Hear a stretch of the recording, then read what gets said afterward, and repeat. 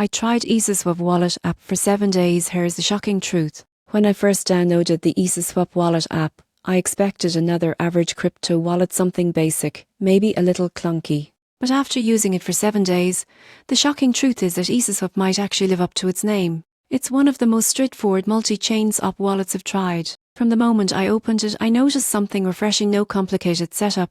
You can create a wallet, import an existing one, and start swapping tokens in under 5 minutes. EasySwap supports multiple blockchains, which means you can trade tokens across networks without juggling multiple apps. That's a big deal because cross-chain trading is one of the most frustrating parts of Diffie for most people. During my test, I swapped Ethereum for Rust, then moved into BNB, and even tested smaller tokens. Transactions were smooth and surprisingly quick. EasySwap automatically found the best rate between decentralized exchanges, saving me both time and gas fees. Most people get this wrong. They assume decentralized swaps are slow and expensive. But EasySwap proved that it can be fast and efficient when optimized well.